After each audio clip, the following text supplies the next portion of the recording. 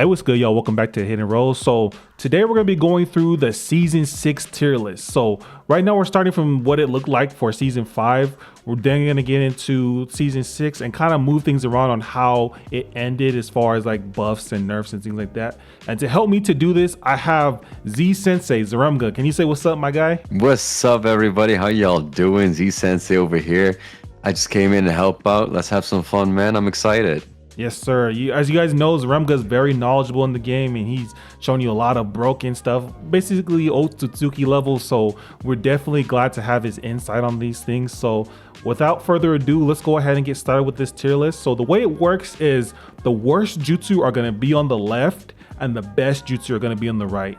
So we're going to kind of go from left to right. And starting with the worst jutsu for attack types, we have Vanishing Rasengan. So we have that at the very bottom.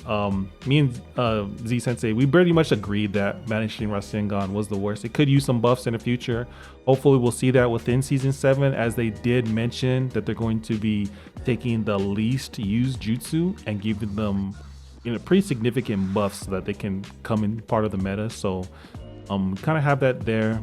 Same with Rasen Shuriken and Wood Hands. Next, we're going to be going into C tier, and we have the next move. I think I underestimated this move. Baryon Tailbreaker applies so much pressure, acts independently, keeps you safe, and it reduces secret technique while it's constantly doing it. So if you have like some sort of like swift step buff like attack tracking, and you're just like flying with this move, especially combined with teleportation, because mind you, this move is not like a melee attack, it actually acts as a ninjutsu. So teleportation plus this increases its ninjutsu damage, and you're just smacking people.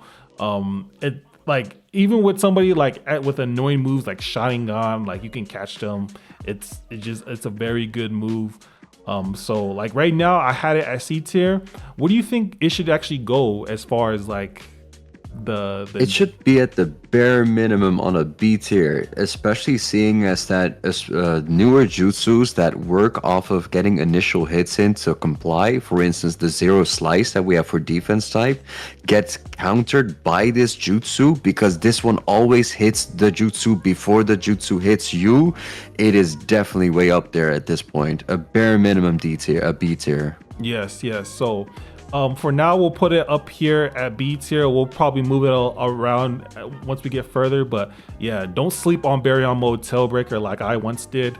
Tornado High did get a buff. They reduced the damage on it, but now it applies with all wind effects in the game, they made it to where it reduces healing. So I'm not sure how significant the healing reduction is on Tornado High, but I do believe that because it heals, you can't sub any part of it. Like it's pretty fast, it's armored. Like maybe it should be a little bit higher than C tier. Like I do believe so. Yeah, like maybe up bottom of B, maybe top of C. What do you think? I think we should put it in B for now, and we can figure out the details, because like you said, the reduction of healing, it's probably going to be 50%, like most reductions of healings are. At the same time, it heals you, it is unable to get substituted out of, and if you know how to use it correctly, you could actually start up multiple setups during the animation's second part. So it is a very cool tool to use, especially to trade with when people come at you. Yeah, and on top of all that, it is 11 seconds, so it's really fast. Low cooldown, yes. So definitely moving up the tiers. So now moving up to B, we actually just placed these two inside of B. So do we feel like these Tornado High and Baryon Tailbreaker is better than Acrobatic Technique? Because I feel like I do. Yes, I feel like Acrobatic Technique is at the bottom of B because it's very stationary and it's very niche to use, but the effects of it is just way too good. Like the very first hit is completely invincible to most attacks. There are some attacks that can knock you out of it, like Majestic or Dynamic Entry, like stuff that have piercing properties. However, everything else, you're removing it away, and then you can remove enemy substitution, and all that for 12 seconds, and it's a 3-on damage. So very good move. It does kind of need a little bit something just to make it so that it's more used in the next meta of season 7, which again, the devs are going to be using all of these like lower used moves because they're now calculating how much stuff we used it, and then they're gonna buff the lesser known moves. So we might see a buff from this in the future. If anything, I think the invincibility should last. Or as me and Z were talking about off screen, he made a great suggestion that the actual cast time of the spinning blades should happen instantly. So being able to activate the attack instantaneously, so you can press the button twice and do your swords, that would be an excellent move, especially mid combo. You just are able to use the swords, would be great. But we'll see what happens with this move when we actually get into season 7.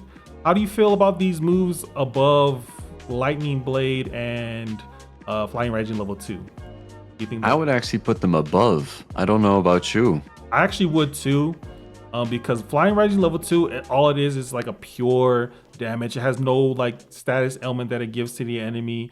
I believe it's 13 seconds. The damage is like average damage. It's not bad by any means, but it's not good. It can be used in the middle of combos to start combos, or it could be used as a combo ender. So it's very good because it's multi-hitting.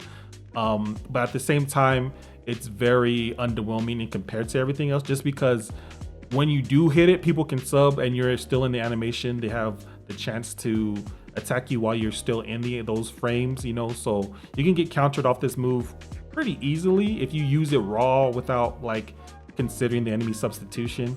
But yeah. How do you feel about actually lowering its position from where it's currently at? Because I kind of feel like the blades might be stronger than the level 2. Yeah. And for that same matter, I kind of feel like the Yell is even stronger than the Flying Raijin level 2 to a degree, simply because it is a 12-second cleanse. I don't really like. Let's see. The 2 taijutsu jutsus that we already put at the bottom are sort of easier to hit than the Flying Raijin level 2, and they can't get punished like the Flying Raijin level 2 can. And their guard I really breaks. feel like it. Yes, they break guards. They can get used for. You have to be in the same situation with all 3 jutsus basically to make them hit. But the other 2 have more for them going than the Flying Raijin level 2. The only thing the Flying Raijin level 2 has is a very advanced practical ability with what we call multi-hitting. And that is something that, you're usually not in that scenario with that jutsu. You're usually using it off rip, just like the other 2 taijutsus. Right. So I just feel like it's actually quite underwhelming. Yes, I definitely agree. C tier is definitely like kind of where it fits in more than the B tier moves. Moving on, we have Lightning Blade, it was used a lot for flag battle, but now it's kind of like lost its edge because you run with other things now in flag battle than Lightning Blade. It used to be the meta was Lightning Blade and teleportation, but now you don't see Lightning Blade as much. It is 10 seconds. It does have armor, but it doesn't break guards. The only reason why it's up here is because it was used as a mobility tool, and you can still use it. Like I still see it occasionally, but not to any degree that it used to be. So it might actually be lower than than these. But what do you feel like Lightning Blade? Do you think it lost its edge and is like down here? I think it's quite down the list actually. I don't know exactly where. It would definitely be either where it's at right now, where you put it on C, between there and maximum above Rasengan, like somewhere in that range. Yes, basically. That's what I feel. I would be happy at any position amongst those 5 ranges. Yeah, because these 2 are blockable. This one is blockable. These ones are guard break, but they're very they're not as easy to hit as these ones because of the hitbox is like very wonky. Yeah, I think Lightning Blade and Rasengan, they're like interchangeable pretty much. This one's 10 seconds, this one's 12, but yeah, no special effects, but you do get armor, you do get movement, mobility. You can get a crumble to start off combos. It's not a bad jutsu, but it wasn't as used as it is right now. So Flying Raijin level 1, it has some good things going for it. That's why I have it in B. Attack buff, defense buff, 10 seconds, pretty much a get out of jail free card. Good for flag running once you can place it somewhere in the middle of the map and take a flag, so it has good offensive capabilities to increase your combos, because attack types that get most of their damage off their combos, this one helps that. I think it's at a good spot. I don't know. What do you think? Do you think it's better or worse? These ones. We could have it at the spot where it's at, but I do feel that Tailbreaker is way stronger than it because it just has so much more going in Yeah. general, being able to get that pressure up, lower everybody's ultimate charge. I think the Tailbreaker is definitely above it. I don't know how much above it is, honestly, at this point. I'm still thinking Okay, so about it as we're let's moving go. along. Let's go through it then. Yeah, Tailbreaker as compared to Universal Pool. I think it's better than I do Universal think Pool. it is a bit better as well. Tailbreaker versus Leaf Rising Wind. The problem I have with that is I think Leaf Rising Wind should be way higher up the list in general. Yeah, So let's just skip it for now. Let's just go over it. Yeah, Okay. it's better than Leaf Rising, so to speak. I do think it's better than Rasen Rampage. Do you think it's I better? agree. Yes, I Halo agree. Dance. Halo Dance is Yes. unblockable. Yeah. I still think it's better I don't than know Halo about Dance. Wood Dragon though. I feel like Wood Dragon might. It's a hard one. Wood Dragon heals you, takes away jutsus. You get the jutsu back faster. as you hit people. Yeah. The more people you hit, the faster you get it. If you combine it with things like either Blue Pill or a Black Crane outfit, you can get it quickly, like super quickly actually. Yeah, even a So Red Pill. it has a really strong case for it. So that might be where Tailbreaker is at right now. Cool. So I don't think Universal Pool is good, but I don't think it is higher than Leaf Rising Wind. Leaf Rising Wind, though, you said you would have it higher, which I would have it way higher. Like I would have it probably at the top of A tier, simply because it is the easiest jutsu in the whole game to guaranteed get a hit on somebody. Especially in the current meta, it is so easy since the first day of the game to actually use that jutsu, and obviously it doesn't give any additional buffs, but the jutsu is able to be since the first day of the game, it is the most reliable jutsu to either initiate, continue, or finish an enemy. Exactly, and on top of that, it's a guard break, so you can't block Yeah. it. And if you do, then your guard's broken, and you can go in for more combos, and then also it's now 13 seconds as opposed to what it was before, so it's like now more spammable. It's just definitely a great move. There's no not much to say. This is the move I used to hate before Sharingan, so I have a whole video about this move. But these honestly might be able to go into A tier, these two, you know what I'm saying? Like honestly, I think the same. They're really good jutsus. They can be used as win conditions, especially if we think about the game more broadly through survival and 4v4. Those two jutsus could be really strong. And I agree with the Halo Dance because the relatively high cooldown would automatically make it an A tier versus S tier. And then the jankiness of it is just definitely a B tier, but still at the top of B tier. Yes, cool. As far as like Octopus Hug, because I know we moved these ones up. Octopus Hug is unblockable, so it moves out of people out of solid armor, but then it's also a armor breaker. So if someone came at you with like Demon Hunter, Hazan Strike, it breaks people out of that. Plus it's still substitution. Plus it has restriction damage. It's 14 seconds, which is not bad. They did buff it to where the stagger is a lot longer. That's why this one's an A tier, because even though it's been nerfed with its restriction damage, it's still good as like a counter tool or as like trying to catch somebody and like go into like your offense. Do you still feel like this one is better than these two? I don't know. This is probably the one that I'm feeling the weirdest about the position at all. It also has the added benefit where when you hit somebody with it, it reduces or increases their hard knock meter to a very specific point. So if you're above that or below that, it will always bring it right to that point, that exact point. So it can be used so smartly. I just feel like the amount of skill you would need to be able to pull that off versus most other jutsus makes it definitely not S tier or at the top of A tier. So I don't know exactly where I would put it though. I would have to go on your lead with it. Okay, so probably. I feel like maybe at the bottom of A tier, because again, it does like counter a lot of the rush down, which is great because you do see a lot of rush down when it comes to like defense types or attack types or things like that with like a lot of these moves, because again, a lot of these moves are armored, and having Octopus Hug is a great way to counter like maybe possibly Leaf Rising Wind if they're far enough, you can get this off before that comes off. But like somebody charges a Rasengan, somebody charges a Lariat, any of these things, like you can just counter it, right? Demon Hunters, Hazan Strikes, any of those stuff. Yeah. it's pretty active. Definitely. It is the whole time the tentacles are out. It's active, you know, and it does pretty good tracking. So, um, yeah, I would say it's around here. Maybe between these two. Hellbreaker just has a lot of pressure and is really good, but it is 22 seconds as opposed to Almighty Push got a pretty significant buff as well as teleportation. Where are we? Are we They putting need these to in be at S the tier? top. We're putting these They in gotta S be at the tier. top. So Like right they now, gotta be at the top. right now we'll just keep them in S tier and we'll like discuss Yeah. where they are. What about Kurama Twin Impact? Like, because it used to do everything. Like, it did everything that pretty much Almighty Push did, but in addition to hitting people out of subterranean. The only issue now is that the hard knock meter is so high, and like it has a longer cast time. But what are we feeling? Are we still feeling? I feel like it's a great jutsu overall. It gets outplayed by a lot of people on base battle through a very weird interaction that it has with Water Pillar. I don't Yes, know where to place it because it's such a strong jutsu, but people don't use it anymore because it's so hard to use. right. It is. It does have a lot of great effects, but at the same time, it is a little bit harder to use.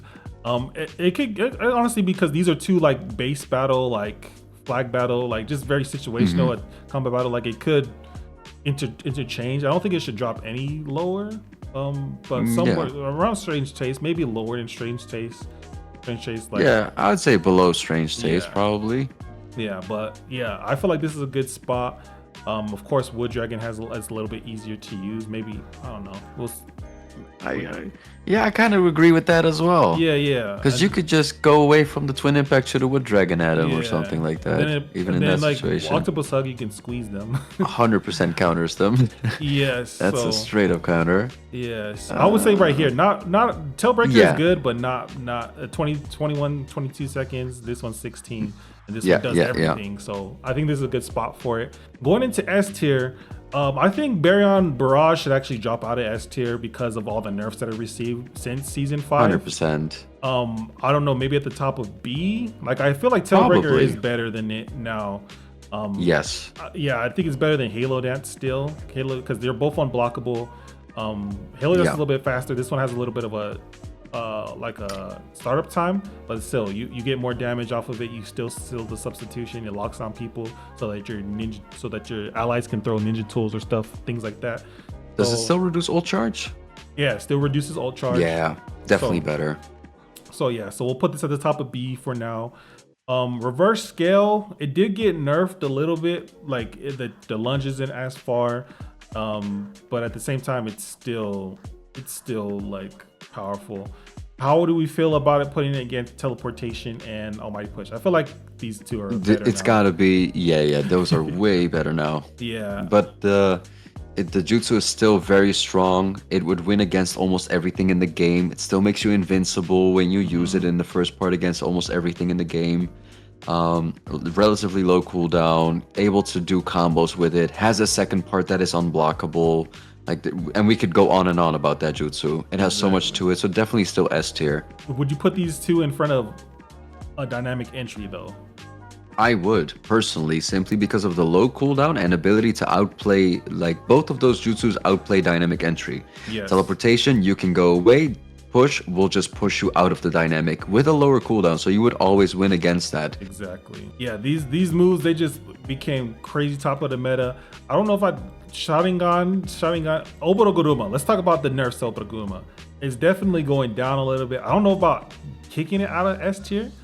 You feel like I do not think it should be kicked out of S tier. I think the rework of Oboro Guruma is the most misunderstood rework in the history of this game, where everybody basically threw it off of their roster that is playing in the competitive league, and they completely misunderstand the rework and how powerful it actually is right now. I wouldn't say that it is as powerful as before simply because it's not as dominant as it is, but if the competitive scene were to take their time into that jutsu again and start truly understanding the depths of that jutsu, they would realize the hidden potential that it actually has. But it's too high of a skill cap to put it at the top of S tier. yes, it's definitely a lot less user friendly than it was before.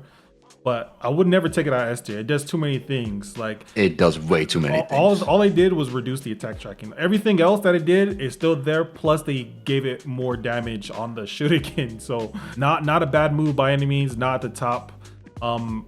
I feel like Sharingan is like the best move just because it's so user friendly, so easy to use. All the different clones that you could do, all the different setups. It's 17 seconds, and then if you're low health, like you can just keep cycling it. Like it just keeps you safe. And the fact that it has a cooldown that's still lower than all substitutes in the game, and it makes a substitute pop, is just ridiculous. Still, there are very few things that actually counter it. And the things that do counter it are very low as far as like hitbox. Like if you say Youthful Roar, like the person who's running this is the fastest type in the game, Sharingan, right? Youthful Roar, like if you try to Youthful Roar somebody who has Sharingan, it doesn't take much for them to just dodge out of it, right? Like to just miss it. So, and then the same thing goes for like Cooling Breeze, that gets, and then everything else is pretty much a secret technique like that gets rid of it. So like heal types, Izanami, Infinite Tsukiyomi, Karma from the defense type, that Lord's Ultimate, and then now we have Flying Raijin Slice that counters it. But again, this is on the fastest, most evasive type in the game, so I think it does need more counters for it to be a little bit more honest. But at the same time, like it countered everything on this list. Like it just like you're safe from when you have Sharingan active. And like it's just training wheels. It's training wheels. It is. I was exactly gonna say that. It's like the training wheels of the ATK class. If you want to learn the limits to what you can do with the ATK, put on Sharingan for the next 3 months. You're gonna see so many more options that you never expected to be possible, and then take it off and put up a strong jutsu in the place for it. It's gonna dramatically improve your gameplay. That should tell you how strong the jutsu is, to give you that luxury in the first place. So that's kind of the list that we have so far for the base game, or just the regular ninjutsu. Let's go ahead and do Obito's moves first, and then we'll do the secret technique. So we have the laser beam, and we have the all the way at the bottom, left bottom. Okay, here we go. So we have laser beam, and we have the scorch style. Scorched earth. So let's just put these both in D tier right now and kind of talk about them. I feel like this move is I would say it's better than Youthful Roar. Maybe somewhere. I feel like it's a C tier move for sure. I want to put it in B tier, or maybe it could be B tier, but at the bottom of B tier, top of C tier. What do you feel? The high cooldown, first of all, would automatically place it outside of S and A. Yes. Because it is a way too high cooldown for something that is equivalent to all the other cooldowns that we have right there, with the exception of things that take away ult charge, that have ridiculous status effects to them. In addition, it has no additional status effects to it whatsoever, which automatically kind of takes it out of B tier, because if we look at B tier, everything has special properties to it except for the pull, which has a low cooldown and has unique properties to it in regards of comboing and control. So I would definitely say it's at C tier. I don't exactly know where. It is unblockable though. It is unblockable. It is unblockable. So you can knock people out through sun armor, and it's like a pretty fast activation. It is easy to catch. It is surprisingly easy to catch people with it. If you were to look just at the animation, you would think it's way harder. That is also definitely true. But you are vulnerable. You're stuck in it, and then like an ally could come in and just throw a kunai and save their teammate. So yeah. So I think it's a very high risk, high reward. It might be at the top of C tier actually, simply because it is just as janky to a degree as the other jutsus on C tier that have jankiness to them. But at the same time, this one has the potential to kill people and the other ones don't. Right, exactly. So definitely has high potential, but like Z said, definitely some high risks to it. So C tier seems fine because everything in here is kind of like a setup anyway, and like you can build around it. This one is like it requires you to build around it, so I think that's perfectly fine. The other one I don't think is as good. So no, would I put it in D tier, or would I put it at the bottom of C tier? Like compared to like Burning in Ash, I feel like Burning in Ash is better than this move. It is. it's either at the bottom of C tier or actually in D tier. Because, first of all, who actually uses that jutsu? Right. No It's one. 22 Then, seconds. 22 is insane, Right. especially seeing as that it actually doesn't even do the effects it says that it's supposed to do. Well, it does do it, but only like one frame, like 1 pixel away from you.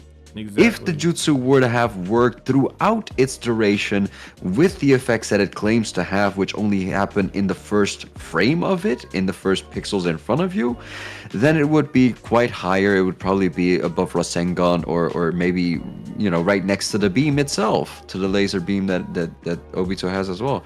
But as it is right now, it is so inconsistent. It is such a waste and it's such a high cooldown. I can't see it anywhere except for at the bottom of C or at the top of D. Exactly, and I agree too.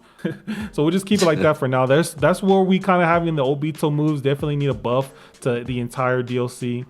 Same thing with his secret techniques. So we're just gonna go ahead and go into these secret techniques, and then we'll kind of place Obito's afterwards. But this was one that we were debating. So we talked about Yes. I talked about Eight Tails chakra mode and how good it is as far as like offensive and defensive capabilities. Plus you can one-shot people with it with the spin.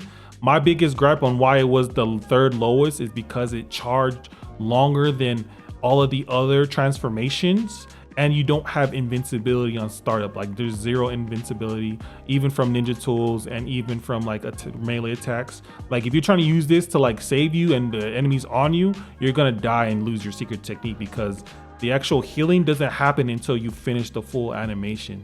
With that being said, Z did talk about some stuff. Like how do you feel like as far as like moving it up? Do you feel like you should move it past I would say the- it's probably above Kamui, and that I would just say simply because of the amount of skill level you required for Kamui and the amount of niche that is required for Kamui, aka it's supposed to be base battle and you're fighting against a needle Jizo. That's when the Kamui truly shines, I would say. The Eight Tails one has just so much more versatility because and it's not just the second part activation that you can activate while you're getting hit, therefore also one-shotting people in KCM mode and Baryon Tailbreaker and even 8 gates if they're comboing you, or what is it, the Boruto Strike that's charging at you. A lot of these people would get one-shot the moment they actually attempt any of those things. But also the jutsus themselves become at such a high increased damage that almost every jutsu that's at the top of the list, like dynamic entry or push, leaf rising wind, twin impact, they all become one shots. So you could potentially kill 3 people with it. And it's I think that makes it, stronger than the Kamui at least. Okay, yes. As far as like the other moves, so these are one shot Uzumaki, the family Uzumaki, Rasengan, and 1,000 arm cannon. Do you feel like these, because they are super high damaging and they do charge longer, but they are easier to use than Kamui and into chakra mode? Would you put them higher or keep them down here? Because I would definitely put them above Kamui, perhaps even 8 Tails, but definitely above Kamui simply because of the usage, how easy it is to use. If the argument for Kamui is you become partially invincible and have the potential to one-shot, you can do the same thing with both of those ultimates. But easier. The only thing that these things have on these ones is that they charge faster. However, if you are able to get these off, then you're just guaranteeing damage, which is what attack types pretty much their objective is to take out the enemy. Planetary, like it charges faster than these two, even though it's a one on I think planetary is a little bit more niche, but and it's a little bit harder to use, but at the same time, I don't know, I kind of have nostalgia with planetary because it's been there since season 1. So I might be biased, but I like planetary. Yes, I do as well. But I mean, as far as like 8 gates, as far as like it being better, I don't know, like planetary. Well, I don't know. We'll just put it next to chakra mode. How do you feel about Gate of Death, Night Guy? Do we have it too high, too low? Would you put anything above it, below it? Because I know like the team-wide capabilities of this is super high. Although you do die at the end, but you can team wipe. It does charge a little bit longer. So I guess you would get a better team wipe than Planetary. You would get a better team wipe than Uzumaki Rasengan, a better team wipe than the 1,000 Arm Cannon. At the same time, you do lose your life. I would say that it is such a high skill level to use that ultimate, especially seeing as you're going to die and it has that risk with that. I think it should be lower, but not because I think it's a weak ultimate, simply because it's such a high skill cap. Pretty much every other ultimate, you don't have to think as much about it when you use it. And it does have a relatively high cooldown, which means you're only going to get it once per match. Right. As far as like, I don't know if I would put it below Chakra Mode. Maybe definitely below Boruto Strike, just because it's more consistent. Chakra Mode, even though it charges fast, again, the almighty push thing, and then I feel like the effects of 8 Tail or the 8 Gates of Death. Night Guy is super strong. Yeah. It's just the skill cap is it for me. Yeah. I feel like it's fine at where it's at right now. I would want it to be at like top 3, top 5-ish actually, but it's just so hard to actually get consistent results with it unless you know exactly what you're doing with it. So I wouldn't recommend it, because one part of this tier list is obviously also for all the viewers watching, right? And so I would not tell anyone to go for that ultimate ASAP. Exactly. And that would put it where it is. A little bit better. Yeah. Okay, cool. And the same thing goes for the next 3. They're all good competitive. They're all good casually. They all do the thing for you. Level 3, it's not a one shot, but practically does one shot. Like I want to say like 80% of the time. It's really good. Invincible. You can use it to carry flag if you need that little extra boost. But yeah, very versatile. 2-1 charge speed, so it's faster than most of these other things. Very good. I have it at the 3rd spot. Odo Matsukami, very broken on flag battle. Very good on combat battle. Very good inside survival mode. It's all right in base battle. It can be a detriment to your team in some cases, but it could be used in base battle as well, in the right circumstances. But very dominant in the competitive scene as far as like combat battle goes and things like that. So I have it at 2, and then Kurama Link just boosts all your teammates with healing and ninjutsu cooldown. You get invincibility frames upon activation, so you can dodge any move pretty much, even infinite Tsukiyomi if you activate it during that cast time. It's a really good secret technique to have. And then of course the Fox Blast at the end is basically like a Totsuka blade that you can use in the air. So I would say it's the best attack type move in the game. Do you agree with the top 3? Would you switch them around or anything like that? I wouldn't necessarily have to switch them around, especially if we're looking at a broad perspective from everybody that's watching. This would probably be the sequence I would want to put it in. You know, the Flying Rush in level 3 does exactly what you expect it to do. Kodo will just save you the whole time. And the KCM mode is the most fun, and it will buff your whole team, and it has so much to it basically that even though it's harder to use than the other 2, it's worth spending time into investigating, and it won't take you that long to actually get good at. Exactly. So it's definitely super grounded. Exactly. So that's kind of what we have for the attack type tier list. As far as Obito's move and placing it, I feel like it should be at the bottom. Like it's very hard to hit. It's kind of like a Totsuka blade without the first activation. You are completely invincible, and that slash always reduces the enemy's health to 1 unless they're 50%, then it'll kill them. I would put it second last. Yeah, not as bad as this one because it charges faster. It's a 2-1 charge. It goes through walls. So it's a little bit more user friendly than this one. This one just, it just charges way too long for all the things that it does. So behind Massive Rasengan sounds like a good spot. So this is kind of where we have the attack type tier list.